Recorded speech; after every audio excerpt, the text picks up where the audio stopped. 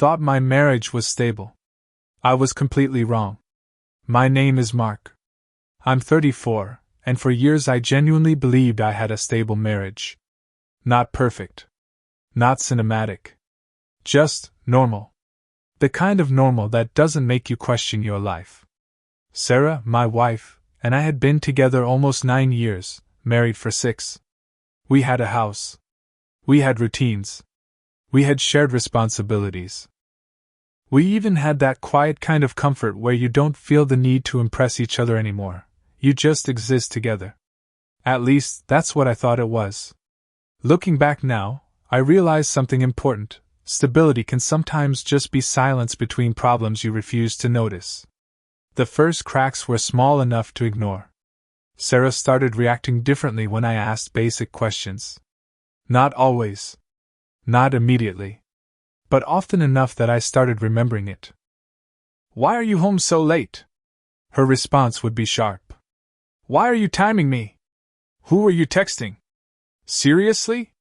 You don't trust me now?" And somehow, every conversation like that ended the same way. I was the problem for asking. At first, I tried to smooth things over. I hate conflict. So instead of pushing further, I would back off. Apologize. Drop it. That was mistake number 1. Because what I was actually doing was teaching her that deflection worked. Then came the work schedule changes. Sarah started staying late more often. At first it was believable: deadlines, projects, stress. I never questioned it deeply because people do work late sometimes. But the explanations never stayed consistent. One week it was mandatory overtime. Another week it was team dinners. Then suddenly it was remote coordination meetings. Different versions. Different stories. Same pattern. When I pointed out inconsistencies once, she didn't clarify. She attacked. "You're keeping track of my schedule now? You're acting paranoid. You're not my boss." And again I backed down. That became the cycle. I notice something, she reacts strongly, I retreat, I start doubting myself. I didn't realize it then, but I was being trained to ignore my instincts. The first real break in reality came from someone completely unrelated to us. Our neighbor. We were chatting casually one morning while I was in the garage, and he suddenly said, "How was Chicago, by the way?" I remember stopping completely. "Chicago?" He nodded like it was obvious. "Yeah, the trip. Sarah said you both went last weekend." That sentence didn't just confuse me. It didn't fit my life at all. We never went to Chicago. Not even close. Sarah had told me she was attending a work conference that weekend. Alone. I remember laughing awkwardly, thinking maybe it was a misunderstanding. But inside, something tightened. That night I asked her. She didn't hesitate. She laughed. "Oh my God, I probably said it wrong. You know how I mix things up." Simple explanation. Casual tone. But I saw something in her eyes that didn't match the tone. Just for a fraction of a second. Panic. Then it was gone. And I told myself I imagined it. That's what I did a lot back then. I explained things away so I didn't have to face them. A few days later, I found a restaurant receipt in her car. Folded. Hidden in the glove compartment. It wasn't the receipt itself that mattered. It was the timing. Same weekend as the conference. Late night dinner. 2 people. Expensive place. Dessert included. Not a business meal. Not a casual coworker dinner. A date-shaped receipt sitting in my hand. I stood there in the car park for a long time trying to invent explanations that didn't exist. Coworkers. Clients. Misplaced document. Anything. But deep down I already knew I was lying to myself. Still, I didn't confront her immediately. That was mistake number 2. Instead, I started observing.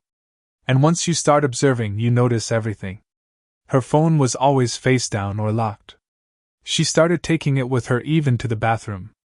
New passwords. New habits.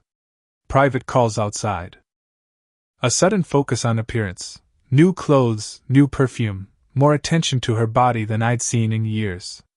At first I told myself maybe she was just improving herself. But it didn't feel like self-improvement. It felt like preparation. Like she was building a version of herself I wasn't part of. And then I saw her. That moment changed everything. I was near my office getting coffee when I saw her outside. Sarah. With a man I didn't recognize. They were close in a way that didn't look accidental. Comfortable. Familiar. Not colleagues. Not strangers. Something else. And right then my phone rang. It was her. Her voice was calm. I'm still stuck in the meeting. I was literally watching her lie. Right in front of me. And for the first time, I didn't doubt myself. I doubted her. And that's where everything started collapsing. The stranger at my door and the first proof my marriage was a lie. After I saw Sarah outside that coffee shop with another man, something inside me didn't just crack, it shifted permanently. It wasn't rage yet. It was clarity. A cold, uncomfortable awareness that I had been accepting explanations instead of reality for a long time.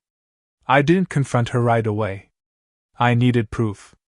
I needed something solid enough that she couldn't twist it back onto me. That's when Emily showed up. I still remember the knock on the door. Not aggressive. Not rushed. Just deliberate. When I opened it, she was standing there alone. Late 30s. Tired eyes. Like someone who hadn't slept properly in days. She didn't waste time. Are you Mark? Yes. My name is Emily. I think your wife is having an affair with my husband. For a moment, my brain refused to process it. It felt absurd. Like a misunderstanding. Like some wrong address situation. But she didn't stop talking. She stepped forward and showed me her phone. Messages. Photos. Hotel receipts. Timestamps. Names. And there it was. Sarah. Not as my wife. But as someone else's affair partner.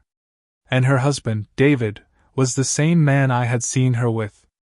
That was the first time the story stopped being my suspicion. It became external reality. Something confirmed by someone else. Emily told me she had hired a private investigator after noticing the same pattern I had seen: late nights, phone secrecy, inconsistencies. But what she had was more than suspicion. She had documentation. And she didn't just show me the affair. She showed me patterns. Repeated hotel stays. Shared locations. Travel overlaps. And then something that didn't fit the simple cheating narrative. Money movements. At first, I didn't understand what I was looking at.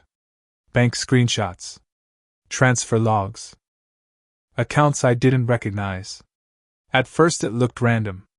But the more she explained it, the more it stopped being emotional betrayal and started becoming something structured.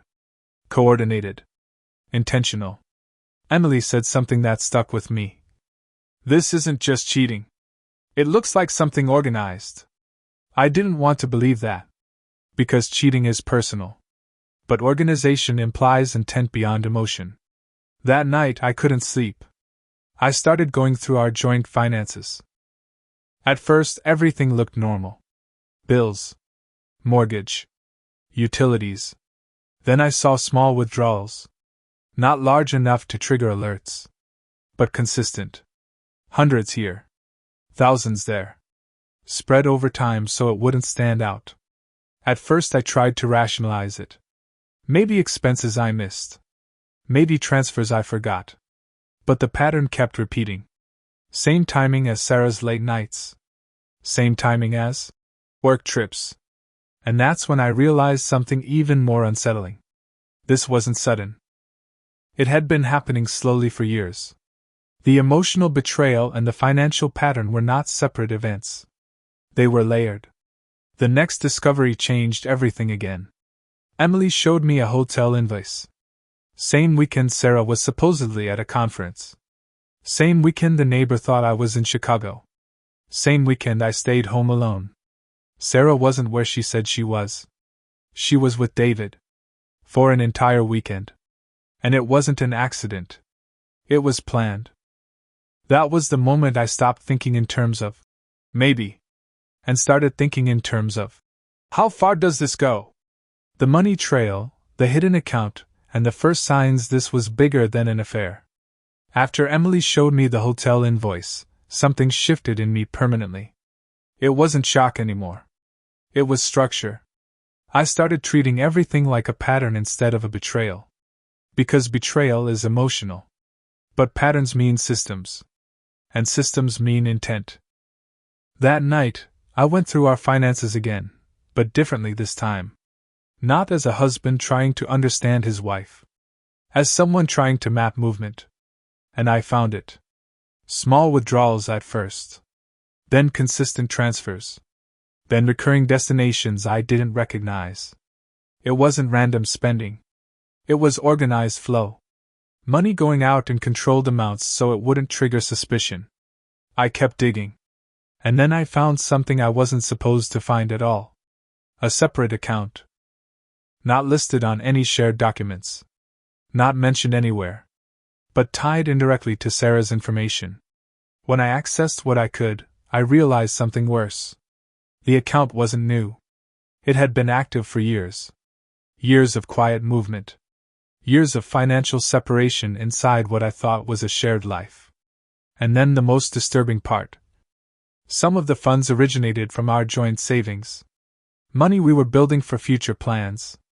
Renovations. Security. Stability. It had been slowly drained in small increments over time. Not enough to notice immediately. But enough to accumulate into something significant. At first I thought maybe Sarah was just hiding money for herself. But the structure didn't match personal savings. It matched coordination. Multiple sources feeding one system.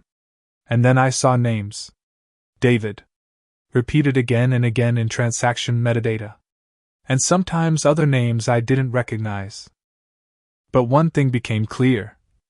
Sarah wasn't acting alone in whatever this was. Then the legal side entered the picture. A government investigator contacted me after Emily escalated her own findings. At first, I thought it was just about the affair or possible fraud between individuals. But when I met him, he already had files. Too many files. Property records. Financial summaries. Corporate structures. My name appeared in them. Repeatedly. I remember saying the same thing over and over. I didn't sign this. I've never seen that document. That's not my signature. And that's when the investigator said something I'll never forget. That's exactly why we're here. Because my identity wasn't just involved emotionally. It was embedded financially. Used in documents I had never approved. Loan guarantees. Property agreements. Financial authorizations. At that point, the situation stopped being domestic. It became legal. Criminal. Structured enough that multiple people were involved in building it. And the more I looked at it, the more obvious something became. I wasn't the center of this system. I was part of its structure. A name used to make things look legitimate. A placeholder. A buffer. Then came the revelation that made everything feel heavier. Michael. A supposed missing partner. Someone originally described as gone. Disappeared. Unreachable. But the investigator told me the truth. Michael had not disappeared.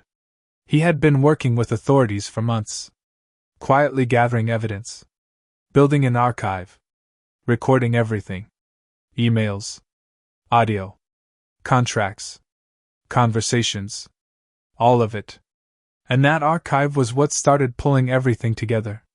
Sarah. David. Financial flows. Property structures. Everything started connecting through Michael's documentation. And that's when I was told about something I hadn't expected. A storage unit. Filled with records. Evidence. Proof. Not just of an affair, but of a long-running financial system built on hidden transfers and layered deception. When I eventually went there, guided by anonymous messages, I found it. Rows of files. Labels. Binders. Organized records going back years. It wasn't chaotic. It was deliberate.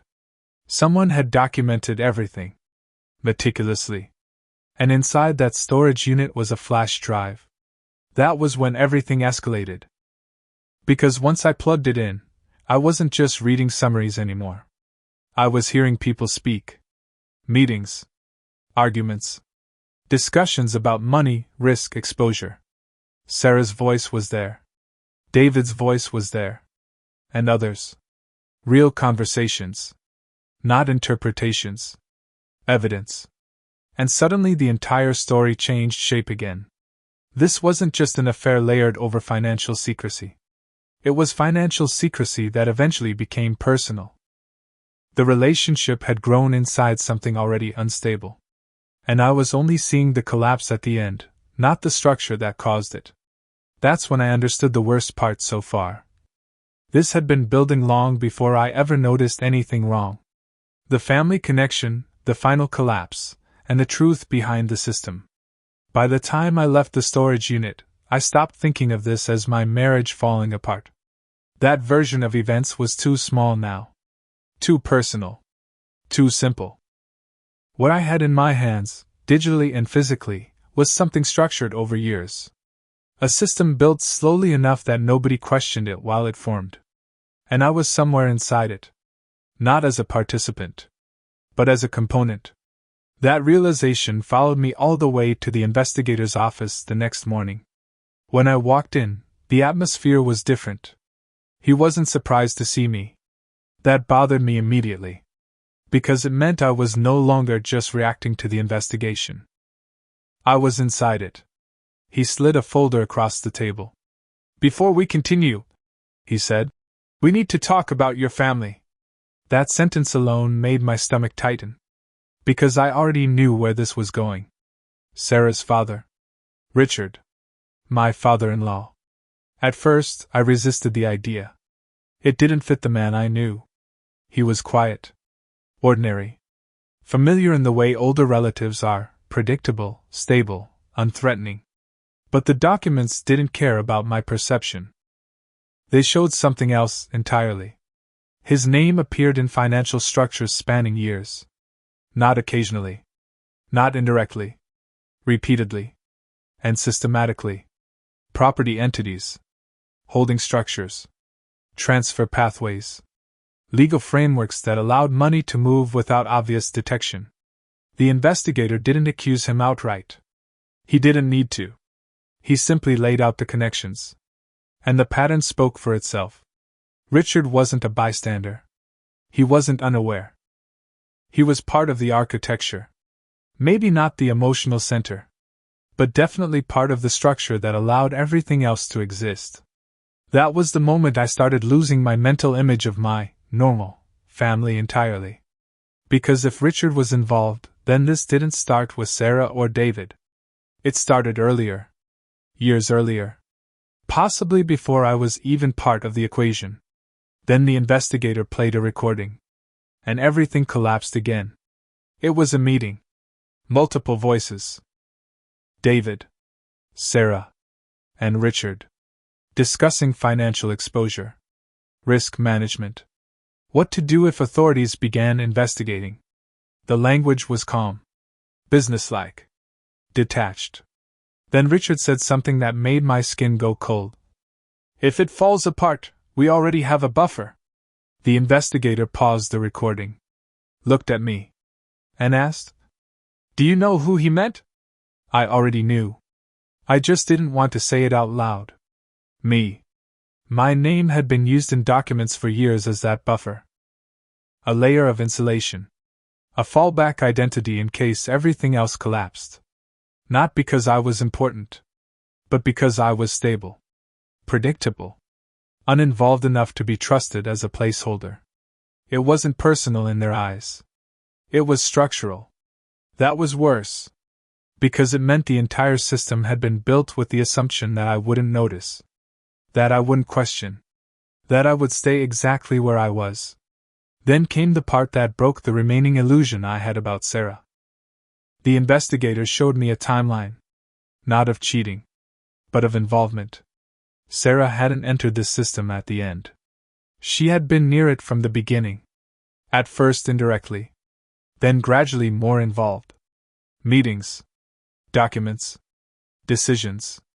Not always leading them. But present. And present matters. Because presence creates responsibility. That was the part one struggled with the most. Not whether she cheated. Not whether she lied. But how early she understood things were wrong, and still stayed inside them. Then the final piece came together. Michael. The missing partner. Except he wasn't missing at all. He had been alive the entire time.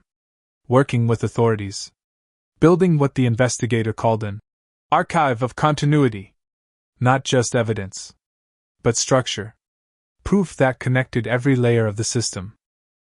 And that archive was what allowed the investigation to expand quietly without alerting everyone involved too early. That explained the storage unit. The flash drive. The messages. The timing. Everything. Michael wasn't gone.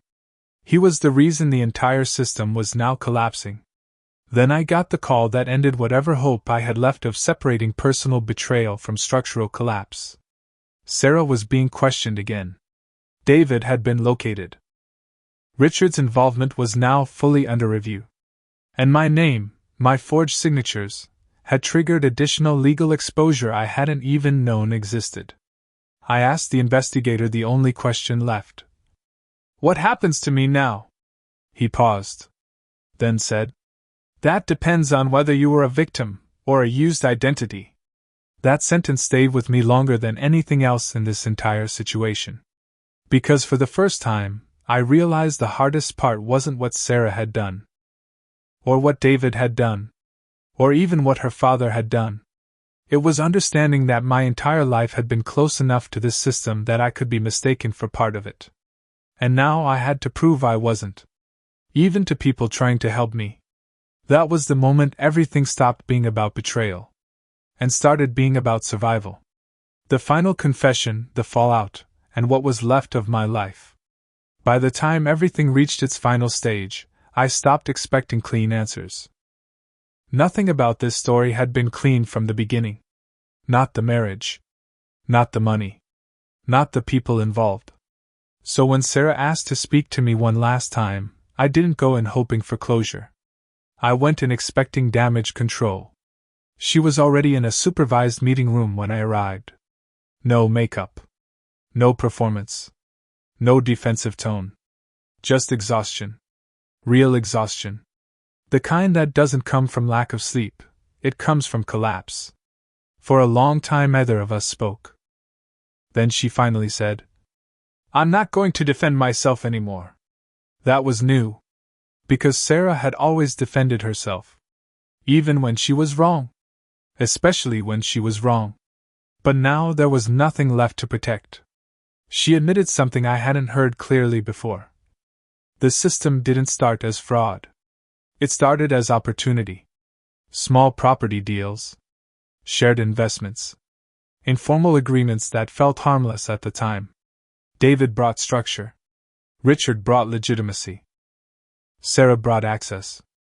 And I, unknowingly, became part of the structure simply by being connected to her financially. At first, she said, everything was contained. Controlled. Manageable. But control always has a breaking point. And once money started growing, so did the risk. People changed. Motivations shifted. Trust eroded quietly.